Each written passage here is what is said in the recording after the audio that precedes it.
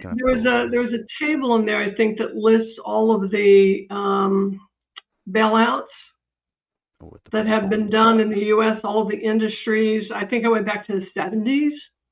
And I'm sure we could go back further, but I only went Oh back to yes, the here it is. 70s, right, to Uh, find. Starting with Penn Central Railroad in 1970 of 3.2 billion. So yeah, Right. this is on screen for people who are watching. I can bring it up for you if you'd like, so you can have a I look. mean, I don't need to see it. I'm Yeah, disgusted, yeah. so disgusted with it. It just brings back bad memories because I lived through all of this, Hmm. and even, through, not just through the most recent financial crisis, but, I came out of I was in college in the 70s and studying business and finance when all that was going on. So I'm sort of watching it happen. But the point being that repeat, if any industry of any size fails, right, has bankruptcies, has some sort of systemic problems, and every time that happens, the federal government steps in and pays for the injuries, whatever's done, makes good on all their loans, makes sure that they have enough money to keep operating, sometimes takes an ownership position like they did in AIG, Hmm. which is also not something that the government's supposed to be involved in. Hmm. Um, At least not in every America. time, Yeah. well, yeah, at least not in America. No, you're right. There are countries where this is more common, but here it's just not. It's not part of the way this capitalist democracy is supposed to work. The government can take ownership positions in industries. They can privatize. They can, take over whatever they want to do. But they can't do that. And out of the other side of their mouth say that, oh, we're a market-based economy. We have market discipline, and the market will take care of it. Hmm. And you can't do both. You either take government ownership or you let the market handle it. But you can't let the market handle it until the businesses and the banks and the brokers and the railroads and the whatevers, they're in trouble, and then you jump in and fix it. Because what happens, the problem then becomes, I mean, I do want some safety. I don't want, as I said, you don't want General Motors to go out of business because Hmm. they provide equipment for our military. It's something very important. Yeah. So you really don't want them to totally fail. But if all manufacturing firms believe that they will also get a bailout, because why wouldn't I get one? Because he got one. Then they have no reason to be careful about risk. They No. don't have to. They don't have. The CEO of Citibank doesn't have to worry if he's got someone on board who's watching new products. Who's the head of new product development, and who's the head of marketing that's going to start selling credit default swaps without knowing what the heck they are and how they work? Like, that's my job as a manager, as an executive manager. A big part of my job is staffing. I have to make sure that there's someone on board who does that. So I have no incentive to do that as long as I know the government's standing by to bail me out.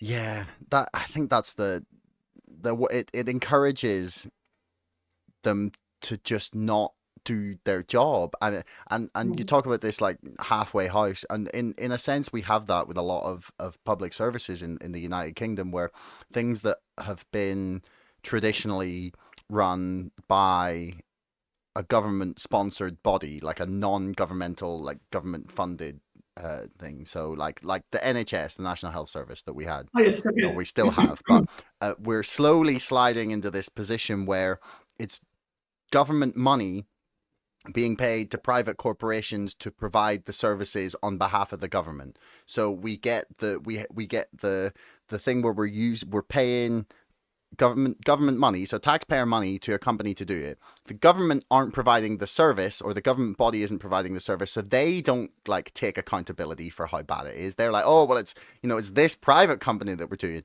and then you can go to the private company, you go, oh, this service is below standard, and they go, oh well, when the government's paying us to provide this service, so take it up with them. So there's zero accountability. So you have to Yeah, have, like you said, one or the other in this senses. um that's right. So I think when NHS started, it was actually the government was providing the services. Like, the they whole thing, hired everything. they sort of ran the hospitals and Hmm. all that. And as you said, sliding now into this other form, which is kind of close to what we have, which is with Medicare, and you have to be 65 or disabled to get benefits from there. But basically, I get services. Anyone who's on Medicare gets services from private providers who then bill the federal or state government to get reimbursed. And we have all sorts of problems where people are. I mean, there was just a couple in Arizona who, like tens of millions of dollars billed Medicare for tens of millions of dollars worth of services that they never provided. There's a group that says they're providing drug rehabilitation and mental health services for Native Americans from the reservations, and they're not providing them with any services. They just get them to fill out a form with their name, social security number, and signature, and then they bill the government for the money. Wow. So that is fraught with problems.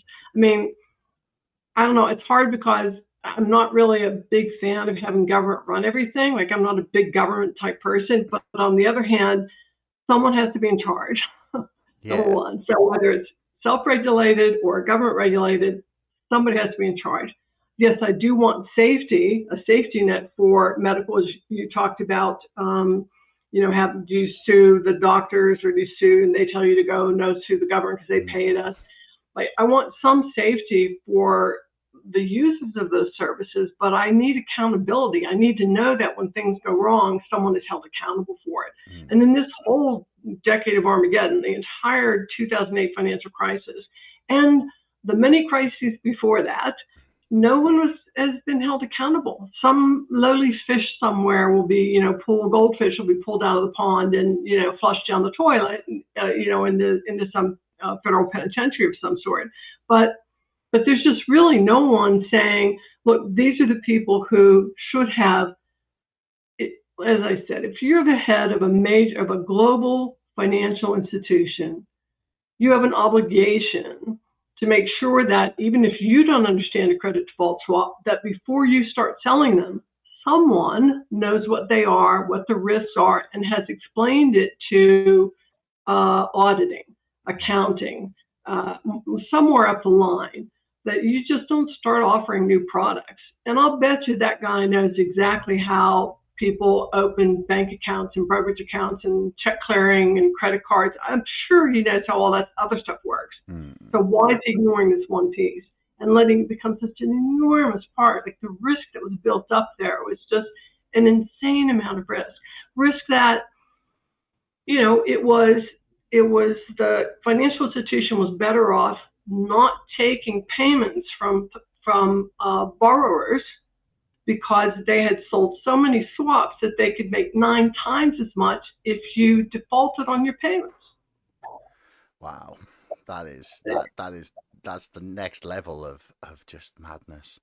That should never have been allowed to happen. And as far as I know, the only national leader who attempted to do anything to correct that was Angela Merkel in Germany. And she set out to with the statement that they would prohibit the purchase of a credit derivative to anyone who did not have an economic interest in the underlying asset. So if you own the bond, yes, you should be able to buy credit protection through a credit default swap. If you don't own the bond, you should not be able to buy it. And even if you own the bond, you shouldn't be able to buy 10 times as much. Right? Like, if my house is worth $1 million, don't sell me $10 million worth of insurance on it, because the incentive to burn it down is just way too high. Yeah, it's quite like that scene in The Big Short where I can't remember the name of the guy, Ryan Gosling's character, and he's like, you're standing in front of a burning house, and I'm offering you fire insurance on the house. Yeah, as it's burning down. There you go. Yeah, that's even better. Yeah. And you talked about accountability in some sense, and I just wanted to show people this. I'm pulling it up for people to look at that are watching. Is this chart about members of Congress donations, whether they've based on whether they voted yes or no on the financial bailout, and it looks like some of them have been held accountable by their donors for failing. To back the bailouts. So for all House members, people, I think those are contributions they received before the vote. Well, Yeah. yeah, So if you got money from Wall Street, you voted yes on the bailout. And if yeah. you did get money from Wall Street, you voted no. Yeah, but Kind of the way that. yeah, and I think you point out in the book as well, that despite it being, people saying, "Oh, Obama only bailed them out because he got loads of money from Wall Street," that Yeah. the difference between what he got and what Senator McCain got in 2008 during the run was like a couple of $1 million, which, yeah, just, It's like negligible. yeah, it doesn't, so that they're buying I everyone. think I looked up the cost of running an ad in Iowa or something, a newspaper or Mm. TV ad or something. It's like you could run like one extra 30-second spot for the difference in the money that one got over the other. Hey everyone, thanks for making it right the way to the end of the podcast. I love that you tuned in this long. Do me a favor, hit subscribe, because 80% of you bastards are not subscribing, but you're watching my videos. See you next time.